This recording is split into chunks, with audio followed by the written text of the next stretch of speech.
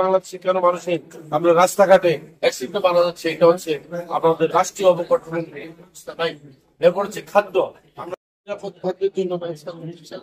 এরপর আমরা কি করতে চাই, আমরা চাই মানুষ যেন শিক্ষা দীক্ষা এবং তার ইন্টারমিডিয়েট পর্যন্ত তার জন্য শিক্ষা ব্যবস্থা বিনামূল্যে থাকে, স্বাস্থ্য সেবা প্রান্তিক পর্যায়ে ফ্রি, এবং আরো উপরের দিকে মধ্যবিত্ত পর্যায়ে সহনীয় পর্যায়ে আমরা স্বাস্থ্য সেবা রাখবো। কোনো জায়গায় কোনো বিমর্ষ রোগী যেন কোনো হাসপাতালে গিয়ে এই কথা না আসা যে হাসপাতালে সব জায়গায় বাধ্যতামূলক একটা ব্যবস্থা ইনশাল্লাহ রাখবো। স্যার বড় শেষ আজকে পত্রিকায় দৈনিক ডেস্টিনিতে এসছে যে আপনি অভিযোগ লিখেছেন তারিক সিদ্দিকীর বিরুদ্ধে, যেটা 12 বছর পরে এনেছেন, সেই বিষয়টি একটু এটার সাথে অ্যাড করে দেই। বিষয়টা হচ্ছে গত 12 বছর আপনি এমন কোনো অপরাধ করেন নাই যেটার কারণে আপনি মুক্তি পান, মানে জেলে আপনাকে থাকতে হয়েছে। এর কারণটা কি? এর কারণ একটা বিশেষ গোষ্ঠী আমার কাছে চাঁদা চেয়েছিল, ভুয়া সম্পত্তির দলিল এনে আমার কাছে বিক্রি করার চেষ্টা করেছে, ওটা ছিল তার কামান। আমি যখন বুঝতে পেরেছি এটা সম্পত্তিটা তাদের নয়, হাতের ছিল 80 কাঠা, আমি বলছি এই সম্পত্তি আমি নেবো না, কারণ ওটা দিয়ে আমার কাছে 400 কোটি 500 কোটি টাকা চাওয়া হয়েছে। আমি এটা যখনই প্রতিবাদ করছি এরপরে আমার বাকি কাজ শুরু হয়েছে। এরপরে দুদককে দিয়ে আমার বিরুদ্ধে মামলা করা হয়েছে। দুদকের যে পরিচালক আমাকে এটা বলছে তাকেও কিন্তু বরখাস্ত করা হয়েছে। সে পরিচালক আমাকে বলছে যে আপনি বিপদে আছেন, আমাকে ট্রান্সফার করা হচ্ছে কারণ এখানে ষড়যন্ত্র চলছে, আপনি বোধহয় কোনো লেনদেন করেছেন যেখানে আপনার তাদের সাথে রাজি হন। এখান থেকে শুরু।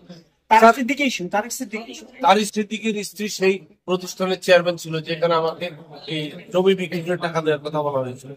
স্যার, আমরা নির্বাচন প্রধান উপদেষ্টা দাবি করেছি, নির্বাচন খুব কাছাকাছি সময়, এই সময় একটি রাজনৈতিক দল গঠন করা আপনার জন্য কত চ্যালেঞ্জ? এবং পুরোটাই চ্যালেঞ্জ না, ইনশাল্লাহ যদি ইচ্ছা থাকে। আমি একটা কথা বলি, যদি ইচ্ছা থাকে মানুষ তার নিজেকে পরিবর্তন করতে পারে 1 মিনিটে। আর যত স্বল্প সময় রাজনীতি নির্বাচন দেখ না কেন আমরা প্রস্তুত আছি, কিন্তু বিষয় হচ্ছে আমরা অন্যভাবে প্রস্তুত নাই। আমরা চাচ্ছি এই আন্দোলন কেন হয়েছে, জুলাই 24 আন্দোলন শুধু একটি নির্বাচনের জন্য হয়, পুরা রাষ্ট্রের অবকাঠামো গুণে ধরে গেছে। এটাকে ঠিক করতে হবে, এটাকে ঠিক করে নির্বাচন দিয়ে আমরা সেই নির্বাচনকে স্বাগত জানাবো। আপনার সাংগঠনিক ক্যাপাসিটি নিয়ে কোন ধরনের আপত্তি আমাদের নাই, দেশের মানুষেরও নাই, কিন্তু আপনি আপনার যে অবস্থান, ডেস্টিনির একটা বাজে অবস্থান বাংলাদেশে তৈরি হয়েছে, নেগেটিভ অবস্থান, যেটা নিয়ে আপনি সমালোচনা দেখেছেন। একইভাবে আপনি যখন এই পার্টি রান করছেন সেক্ষেত্রে আপনাকে এই সমালোচনা এই সমালোচনার আপনি কি জবাব দেবেন? ডেস্টিনির নেগেটিভ অবস্থা তৈরি হয়েছে বিগত স্বৈরাচারী সরকারের আমলে। বহু লোককে বিগত স্বৈরাচারী সরকারের আমলে ফাঁসি দেওয়া হয়েছে, লাইফ সাজা দেওয়া হয়েছে। আজকে তো তারা মুক্ত, কারণ তারা রাজনৈতিক কারণে মুক্ত। আমি রাজনীতি করতাম না, তাই আমাকে প্রিভিলেজ দেওয়া হয়নি, তাই আমি রাজনীতিতে আসার এটাও আরেকটা কারণ। ডেস্টিনি কোনো অন্যায় করেনি, একটি অন্যায় করে ডেস্টিনি কোনো পরিচালক, কোনো কর্মচারী কেউ কোনো প্রতারণা করে। আমাদেরকে বলা হয়েছে আমরা মানি অন্যায় করেছি, কিন্তু সেটা প্রমাণ করতে পারেনি। রায় লিখিত হয়ে আসছে সেই সরকারের আমলে, আইন মন্ত্রণালয়, আমরা সবই জানি। আপনারা এগুলো জানেন কিভাবে একটি বিশেষ রাজনৈতিক দলের প্রধানদেরকে কিভাবে ফাঁসি দেওয়া হয়েছে, যাবজ্জীবন দেওয়া হয়েছে, সেই মামলা তো এখন নাই। আমরা সবাই কিন্তু ওই স্বৈরাচারী সরকারের দ্বারা আমরা একটা জিনিস দেখেছি, আম জনতা পার্টি, আম জনতা দল রয়েছে, তারা আপত্তি জানিয়েছে। আম জনতা দল রয়েছে আপনি বলছেন, সেটা আম জনতা দল, আমরা আম জনতা পার্টি। আরেকটা কথা বলি আপনাকে, জাসদ নামে অন্তত 2টি দল আপনি জানেন, জাসদ দল, বাংলাদেশ মুসলিম লীগ আর মুসলিম লীগ নামে একটা দল আছে, 2টা দল আছে, পার্টি আছে 3-4টা। দেখেন আপনি আম জনতা দল আর আমাদেরটা হচ্ছে বাংলাদেশ আম জনতা পার্টি, আপনি পার্থক্যটা বুঝতে পারছেন। স্যার, কিন্তু ওরা শুধু একসাথেই রাজনীতি করতো, কিন্তু পরে ভাগ হয়ে যায়, তারা বিভিন্ন নামে আকার ওকার, কিন্তু আপনারা তো একসাথে রাজনীতি করেন না। আমি বলছি ভিন্ন নামে করা যায়, একই নামে রাজনীতি করা যায়। এক্সাম্পল দিলাম, আমরা তাদের শত্রু না, আমরা তাদের মিত্র। তারা আমাদের ছোট ভাই, তারা কেউ কেউ আমাদের বড় ভাই আছে সেখানে। আমরা তাদের সাথে সহমত প্রকাশ করছি, তাদের লক্ষ্য পুষ্টকে, তাদের রাজনৈতিক উদ্দেশ্য আমাদের উদ্দেশ্যে। আচ্ছা, আরেকটা বিষয় জানতে চাই, আপনার দেশের মাধ্যমে তো লক্ষ লক্ষ টাকা পায় না, যাত্রী তাদের টাকা অবশ্যই তারা টাকা পায় কোম্পানির কাছে, এবং কোম্পানির যে পরিচালনা পরিষদ এখন হাইকোর্টের 173/22 বলে যে পরিচালনা পরিষদ দিয়েছে, তারা অবশ্যই তাদের টাকা ফেরত দেবে, কারণ আমাকে পরিচালনা পরিষদ থেকে বাধ্য হয়েছে। আমাকে যখন সাজা শোনানো হয় আমি তার আগে বলেছি, মাননীয় আদালত আমাকে যেই সাজায় দেন আমাকে পরিচালনা পরিষদে থাকার ব্যবস্থা করেন, আমাকে হুকুম দিয়ে যান আমি যেন টাকাটা ফেরত দিই। আমাকে হুকুম দেওয়ার জন্য বলছি, আদালত আমাকে হুকুম দেয়নি, কারণ জানে আমাকে হুকুম দিলে আমাকে পরিচালনা পরিষদে রাখতে হবে। হ্যাঁ, আমাকে কৌশলে পরিচালনা পরিষদ থেকে সরিয়ে দিয়ে নতুন 17 জন আসছে, সেখানে 4 জন আছে বিগত সরকারের আমলে দেয়া নতুন পরিচালনা পরিষদ।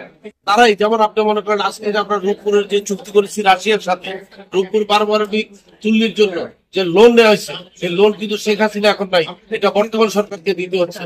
আদানি গ্রুপের সাথে বিদ্যুতের বিল বর্তমান সরকারকে দিতে হচ্ছে, কারণ রাষ্ট্রের যে শাসনে থাকে তাকেই দিতে হয়। একইভাবে ডেস্টিনি কাছে যে বিল পাবে, যে টাকা পাবে, বর্তমান ম্যানেজমেন্টকে দিতে হবে। আর রফিকুল আলম যদি ফেরত দিতে হয়, রফিকুল আলমকে সেই আগের বোর্ডে নিয়ে আসতে হবে, তাকে এমডি পজিশনে বসাইতে হবে। আমি ওয়াদা করতেছি আমাকে এমডি পজিশনে দেওয়ার এবং ব্যাংক অ্যাকাউন্ট খুলে দেওয়ার 1 মাস পরে থেকে আমি টাকা দেওয়া শুরু করব। আচ্ছা, ডেস্টিনির বিরুদ্ধে যে অভিযোগটা আছে সেটা এই দলের উপর প্রভাব পড়বে কিনা এবং সেটা না, আমার কোনোদিনও পড়বে না। কারণ আমি যখনই অভিযোগ আসবে আমি অভিযোগের উত্তর দিয়ে দেবো। আমরা দেখছি যে ডেস্টিনির একটু অংশ রাজনৈতিক দল এরা কারা আমি জানি। এরা হচ্ছে বাংলাদেশ থেকে আমাদের কয়েকজন পরিচালক তাদের সম্পত্তি বিক্রি করে টাকা পয়সা নিয়ে মামলার সময় পালিয়ে গেছে 3টা দেশে। কেউ আছে দুবাই, কেউ আছে টার্কি, কেউ আছে মালয়েশিয়া।